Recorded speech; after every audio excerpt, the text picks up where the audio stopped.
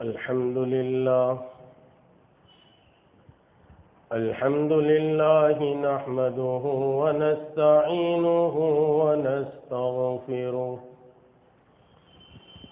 ونؤمن به ونتوكل عليه ونعوذ بالله من شرور أنفسنا ومن سيئات أعمالنا من يهده الله فلا مضل له ومن يضلله فلا هادي له ونشهد أن لا إله إلا الله وحده لا شريك له ونشهد أن سيدنا وسندنا وشافينا ومرشدنا ومولانا محمدا عبده ورسوله سلام على خير الأنام وسيدي حبيبي يا إله العالمين محمد بشير نذير حاشمي مكرم عطوف رؤوف من يسمى بأحمد إن الله وملائكته يصلون على النبي يا أيها الذين آمنوا صلوا عليه وسلموا تسليما اللهم صل وسلم وبارك على آل سيدنا محمد وعلى آله وأصحابه واتباعه وازواجه وبارک وسلم۔ قابل احترام بزرگوں اور دوستو، دنیا کا ایک دستور اور دنیا کا ایک اصول یہ ہے کہ جس چیز سے بچا جاتا ہے اور جس چیز سے انسان کو بچنا ہوتا ہے اس کے بچنے کی محنت کرتا ہے۔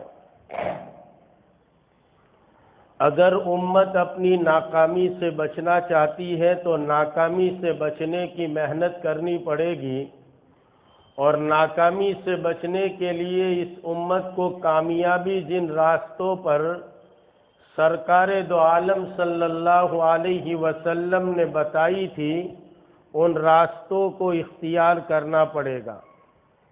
اس لیے اس امت کو میرے اور آپ کے آقا محمد الرسول اللہ صلی اللہ علیہ وسلم، جن پر ہماری جانیں قربان ہو، ہمارے بیٹے قربان ہو، ہمارے پوتے نواسے نواسیاں قربان ہو، جن کی بیٹیوں پر ہماری بیٹیاں قربان ہو، اس ساری کائنات کے امام محمد الرسول اللہ صلی اللہ علیہ وسلم نے اس امت کو پہلے دن سے آخرت کی محنت پر اٹھایا۔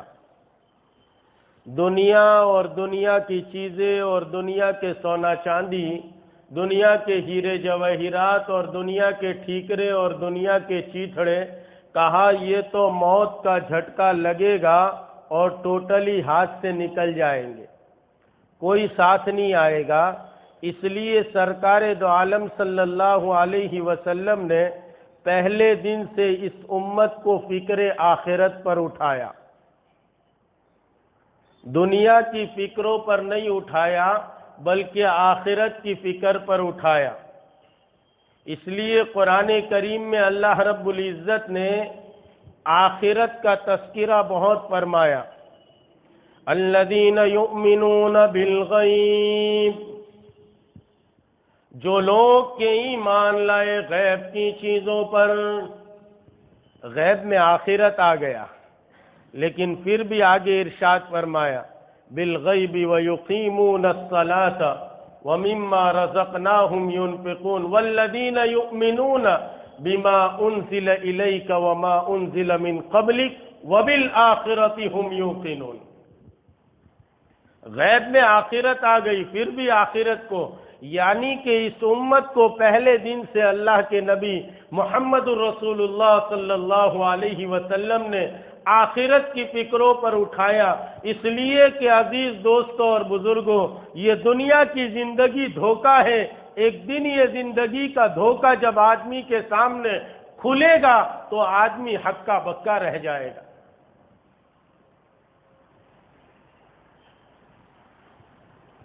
اور دنیا کی جاہو جلالی میں انسان دنیا پر محنت کر رہا ہے لیکن آخرت کو بھول چکا ہے، حالانکہ وہ آخرت یقینی ہے۔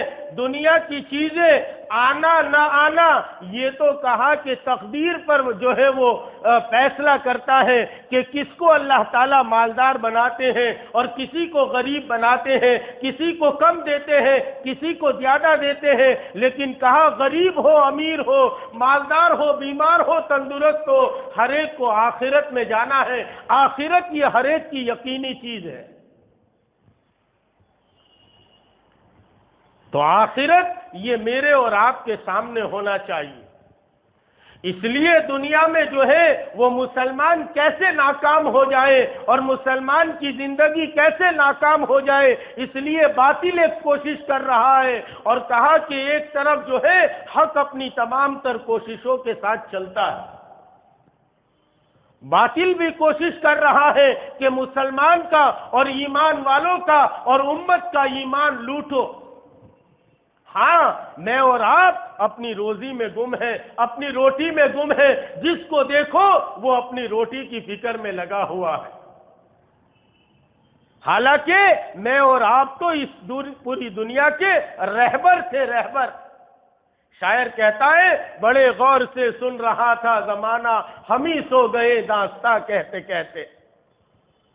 ہم پوری دنیا کے رہبر ہیں، ہم اپنی حیثیت کو جانے، ہم ہیں کون؟ ہم اپنی آخرت کے بنانے کے ساتھ ساتھ دوسروں کی آخرت کے بنانے کے ذمہ دار ہیں۔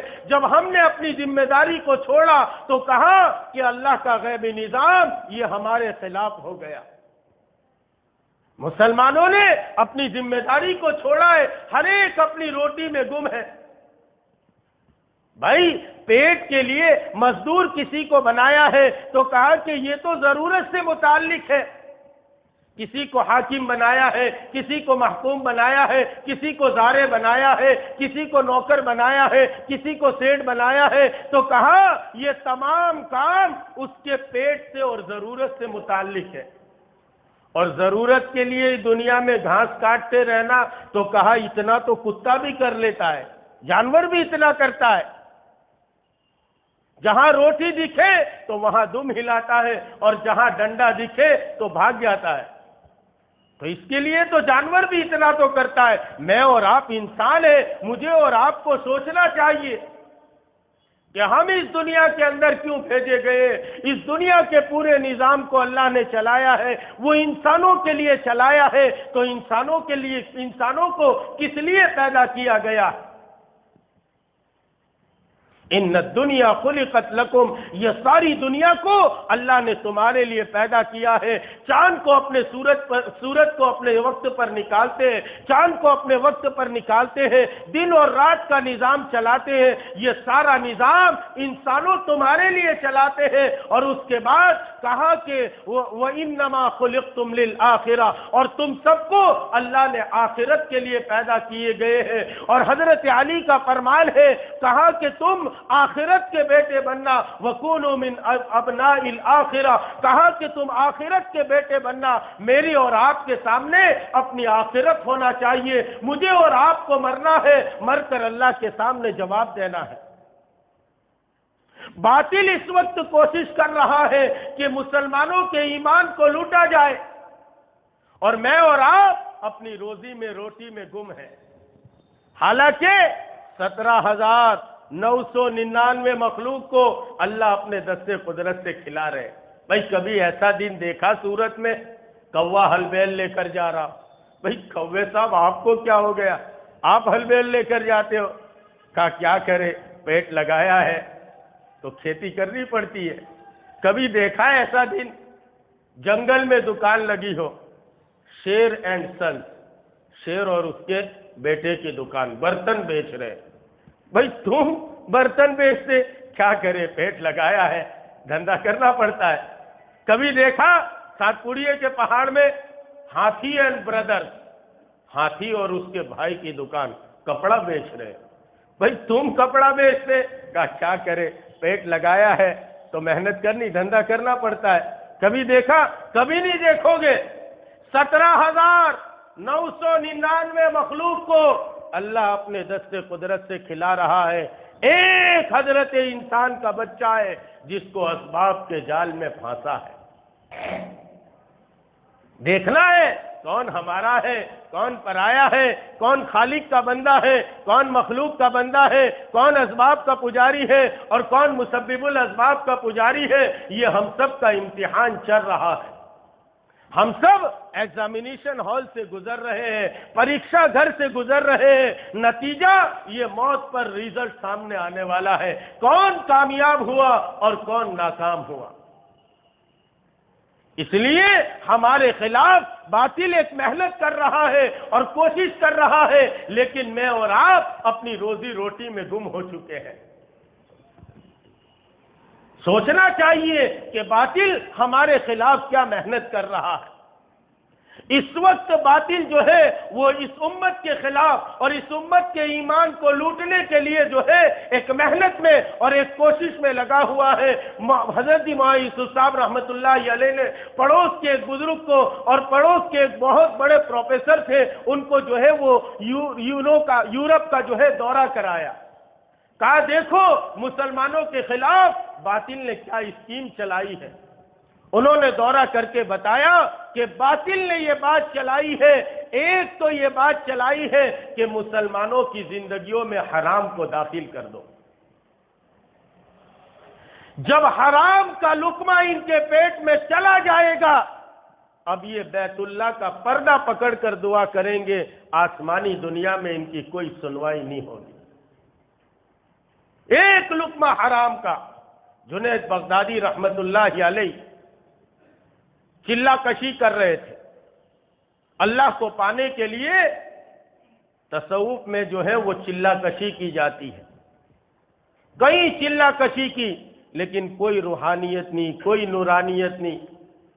آ کر ماں سے کہا اماں بہت چلہ کشی کی لیکن نورانیت اور روحانیت ملتی نہیں، کوئی بات ہے؟ بہت سوچنے کے بعد ماں نے بتایا بیٹا ایک زمانہ ایسا ایسا تھا، تو جو ہے میرے پیٹ میں تھا اور میں حالت حمل سے تھی، اور حمل کی حالت میں عورتوں کو کھٹی چیزیں کھانے کی جو ہے وہ رغبت ہوا کرتی تھی. تو کہا کہ مجھے جو ہے وہ کھٹی چیز کھانے کی رغبت ہوئی تو میں نے 2-4 بیر پڑوسی کے بیری کے 2-4 بیر بغیر اجازت کے توڑ کر کھا لیے تھے. جنید بغدادی نے کہا اماں کچرا یہی ہے، مل گیا، جاؤ معافی مانگو. اب یہ پڑوسن کے پاس گئی. دیکھو جنید بغدادی رحمت اللہ علیہ کی والدہ کا حرام کھانے کا ارادہ نہیں تھا. جیسے ایک آدمی پینسل کو بلیڈ سے نوکدار بنا رہا ہو، اس کا ارادہ انگلی کو کاٹنا نہیں ہے لیکن بلیڈ چھٹک گیا اور جو ہے وہ انگلی کٹ گئی. ایسے جنید بغدادی کی والدہ کا ارادہ حرام کھانے کا نہیں تھا، رغبت ہوئی اور 2-4 بیر توڑ کر کھا لیے. پڑوسن کے پاس گئی اور جا کر کہنے لگی کہ ایسا ایسا زمانہ تھا، بہت زمانہ گزر گیا، اس وقت جو ہے وہ مجھے رغبت ہوئی اور 2-4 بیر میں نے آپ کی بیری کے بغیر اجازت کے توڑ کر کھا لیے، آپ معاف کر دو. تو پڑوسن ہنسنے لگی، کہنے لگی ارے پڑوسی کا تو حق ہوتا ہے، 2-4 بیر میں کیا بڑی بات ہے. کہا تمہارے ہنسنے کا مقام ہے، ہمارے رونے کا مقام ہے. اور میں اور آپ حرام کے کروڑوں کھا گئے لیکن کروڑوں کھانے کے بعد ڈکار تک نہیں لیتا. افسوس صد افسوس، مسلمانوں کی زندگیوں میں حرام کو داخل کر دیا، اب یہ ساری دنیا میں پریشان ہے۔ ہاں یہ صاف بات ہے، آپ غور کرو، حرام سود پر سود کھائے جا رہا ہے، اور کہا کہ بینک کی لون پر لون لیے جا رہا ہے، اور سمجھتا ہے یہ ہماری ضرورت کی چیزیں۔ نہیں عزیز دوستوں اور بزرگوں، ہم نے دنیا کو خواہشات کی جگہ بنایا، دنیا کو جی لگانے کی جگہ بنایا، اور دنیا کو خواہشات پورا کرنے کی جگہ بنایا۔ نتیجے میں یہ ذلت کے توق ہمارے گلوں میں ڈال دیے گئے، اور ہماری ضرورت دنیا میں پوری ہو سکتی ہے، لیکن خواہشات دنیا میں پوری نہیں ہو سکتی۔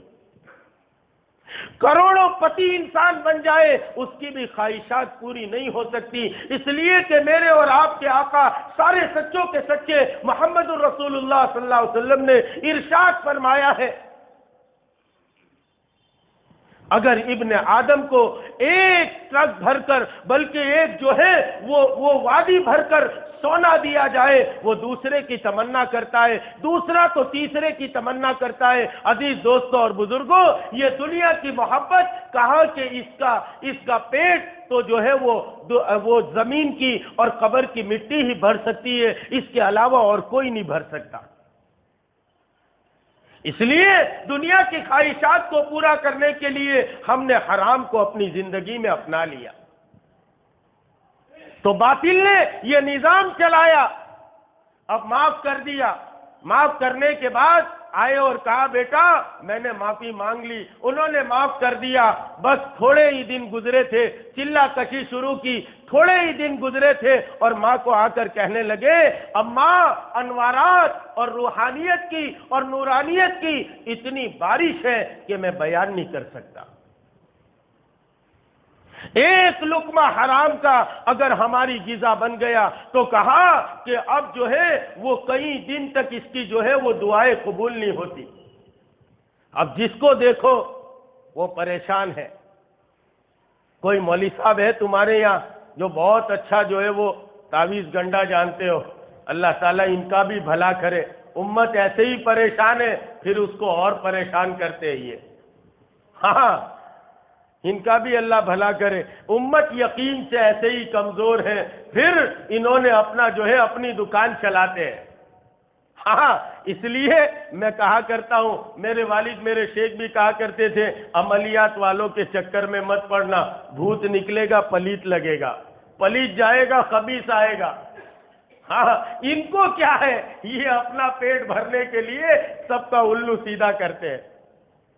نہیں ایسا مت کرو، یہ تو اللہ کے تعلق کی بات ہوتی ہے۔ گزشتہ بھی میں نے کہیں سنایا تھا، حاجی امداد اللہ مہاجر مکی رحمت اللہ علیہ کے پاس کوئی آیا اور آ کر کہا حضرت میرے گھر میں جن ہے بہت پریشان کرتا ہے۔ تو حضرت نے کہا ہمارا جوتا لے جا کر باندھ دو، باندھ دیا تو جن چلا گیا۔ کسی باپو کو کسی عملیات والوں کو پتا چلا تو اس نے بھی ایک دن ایک آیا جن بہت پریشان کرتا ہے گھر میں، کہا ہمارے جوتا لے جا کر باندھ دو۔ وہ جا کے جوتا باندھا تو جن نے اٹھا کے پھینکا اور کہا امداد اللہ کا جوتا تھوڑی ہے، وہ تو امداد اللہ کا تھا۔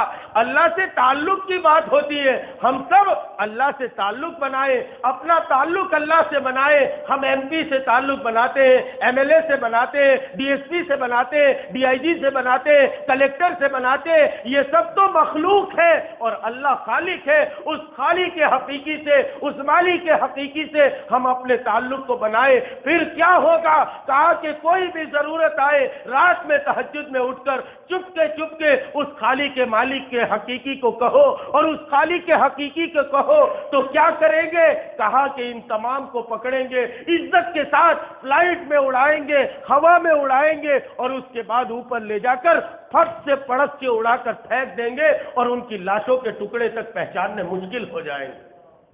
ہاں اس طاقت کو اپنے ساتھ کرو، اس اللہ کی طاقت کو اپنے ساتھ کرو جس طاقت کے ذریعے سے تمام انبیاء علیہ السلام دنیا میں چلا کرتے تھے۔ ملک مال کی بنیاد پر نہیں، عہدے اور ڈگریوں کی بنیاد پر نہیں، ان کے ذریعے کفر دنیا میں پھیلا کرتا ہے۔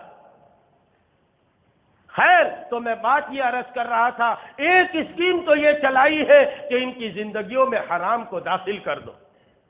تو انہوں نے بینکنگ کے نظام کو چلایا، سود کے نظام کو، بیاج کے نظام کو۔ یاد رکھو، دو جگہ اللہ رب العزت نے اعلان جنگ فرمایا ہے۔ ایک قرآن کریم میں اللہ نے اعلان فرمایا ہے ہم صدقے کو بڑھاتے ہیں اور سود کو گھٹاتے ہیں۔ اگر زندگیوں میں حرام داخل ہو چکا ہے اس مجمع میں اور سود اور بیاج سے کاروبار کر رہے ہیں تو آج ہی اس کو ختم کر دے، ورنہ اللہ کی کوئی مدد ہمارے ساتھ نہیں آ سکتی۔ سود سے کاروبار کرتا ہے، اس کے بعد سمجھتا ہے نماز سے دنیا سدھر جائے گی۔ نہیں عزیز دوستوں اور بزرگوں، اگر ہم نے سود سے کاروبار کیا ہے اللہ کی مدد ہمارے ساتھ نہیں آ سکتی، اور جب تک اللہ کی مدد ساتھ نہ ہو انسان ایک پل اس دنیا میں رہ نہیں سکتا۔ اس لیے اللہ کی مدد کو اگر ساتھ لینا چاہتے ہو سود سے توبہ کرو اور اس کاروبار کو ختم کرو۔ اب تو معاف کرنا افسوس صد افسوس ہوتا ہے، یوں سنا جاتا ہے کہ مسلمان خود سود پر پیسہ دیتا ہے، انسانوں کا خون چوس رہا ہے۔ معاف کرنا میں کہنے پر مجبور ہوں، یہ حقیقت ہے معاشرے کی، اور اگر ہم نہ کہیں گے تو کون کہے گا؟ اس لیے عزیز دوستوں اور بزرگوں، اگر حرام زندگیوں میں داخل ہوا ہے، سود زندگیوں میں داخل ہوا ہے، اس کو ختم کرو، اس کے بعد اللہ کی مدد تمہارے ساتھ ہے، یہ یقینی بات ہے۔ اور دوسرا کہا کہ باطل نے ایک اسکیم چلائی ہے کہ کہا کہ مسلمانوں میں آپس میں مردوں عورتوں کا اختلاط شروع کر دو۔ ہاں اس لیے ہمارے معاشرے میں پرائی عورت کو عورت نہیں سمجھا جاتا، بیٹھتے بیٹھتے نگاہیں لڑ جاتی ہے اور پھر زنا کا دروازہ کھل جاتا ہے۔ زنا ایسا کام ہے اور ایسا برا کام ہے کہ جب آدمی زنا کرتا ہے تو اس کا ایمان سلب کر لیا جاتا ہے۔ اب ہم سمجھتے ہیں زنا کا مطلب کیا؟ میرے اور آپ کے آقا محمد الرسول اللہ صلی اللہ علیہ وسلم نے ارشاد فرمایا العینان تزنیان والاذنان تزنیان والیدان تزنیان، آنکھیں بھی زنا کرتی ہیں، کان بھی زنا کرتے ہیں۔ اس کے لیے بہت آسان عمل چلا دیا، ایک 6 انچ کے ڈبے کو تیار کر دیا اور باطل نے مسلمانوں کے ہاتھوں میں پکڑا دیا، اور اسی کو اب دین سمجھتا ہے اور اسی میں یوں سمجھتا ہے میری دنیا بھی ہے آخرت بھی ہے۔ یاد رکھو یہ باطل کی اسکیمیں، ہم نے تو اس کے لیے رکھا ہے کہ ہم 1 گھنٹے کا بیان دیکھتے ہیں ویڈیو۔ میں نے کہا ایسا مت بول کے بیان دیکھتے ہیں، ایسا بول پکچر دیکھتے ہیں۔ حرام ہے، یہ حرام ہے۔ ویڈیو لینا دینا، فوٹو لینا دینا، یہ سب حرام ہے۔ جس چیز کو شریعت نے حرام کیا، یاد رکھو بنی اسرائیل میں فتنے اسی طرح آئے ہیں۔ ہر فتنہ دین کے نام پر آتا ہے اور اس کے بعد جب آبشار بن جاتا ہے تو انسانیت تو کیا اس زمانے کے اہل اللہ پریشان ہو جاتے ہیں۔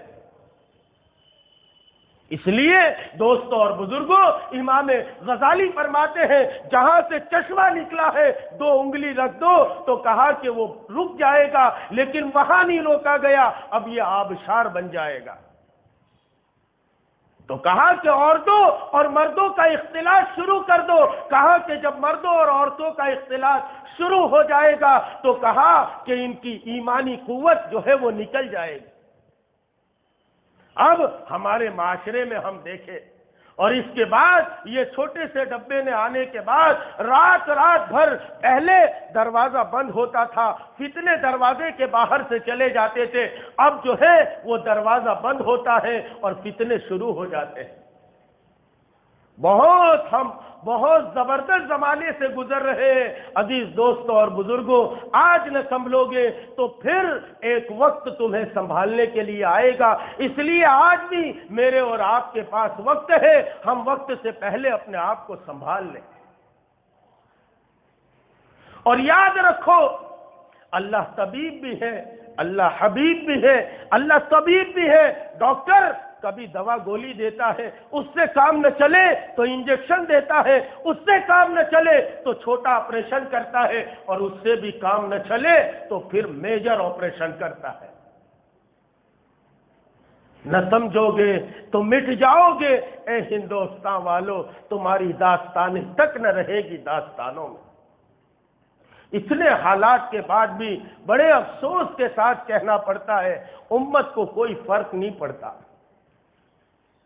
نہیں عزیز دوستوں اور بزرگوں، اپنے دل کے دروازوں کو کھولو، اپنے دل کے دروازے کو کھولو اور سوچو کہ کیا بات تھی. ہمارے آبا و اجداد، ہمارے اسلاف کی زندگیاں کیا تھی اور ہم کہاں زندگی گزار رہے ہیں. ہم دنیا کے لیے پیدا نہیں کیے گئے. یہ دنیا تو ضرورت کی ہے، جس کے مقدر میں جتنی ہے اتنی مل کر رہے گی. اور تیسری بات باطل نے یہ چلائی ہے کہ ان کی زندگیوں سے مجاہدے کو ختم کر دو.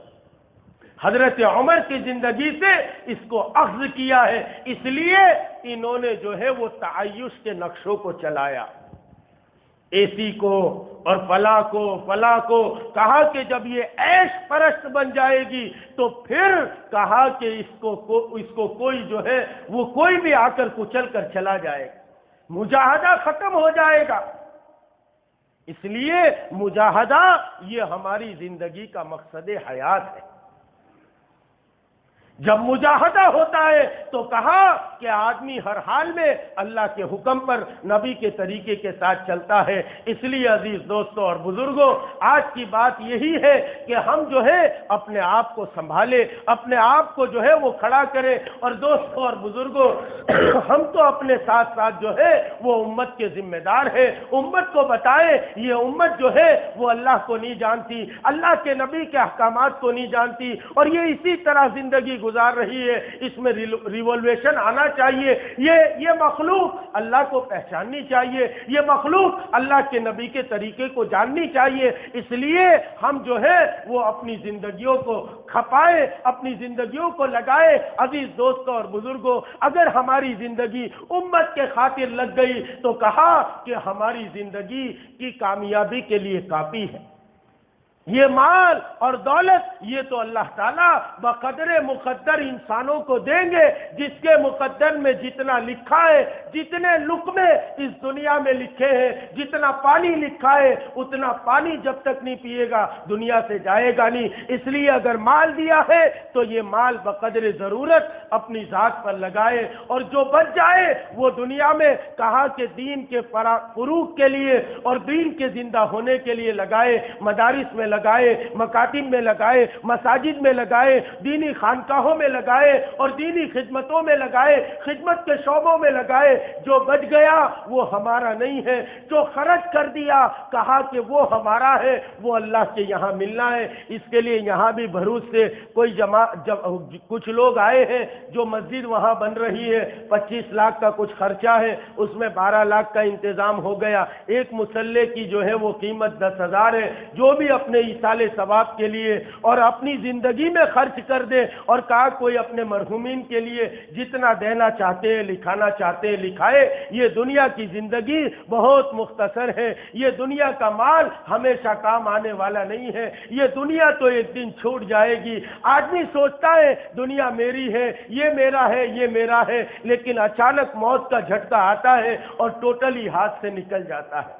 اس کے لیے آج کی بات کو اسی پر ختم کرتے ہیں. کہا کہ اجالے اپنی اپنی زندگی کے ساتھ رہنے دے، نہ جانے کس گلی میں زندگی کی شام ہو جائے. وآخر دعوانا ان الحمدللہ رب العالمین.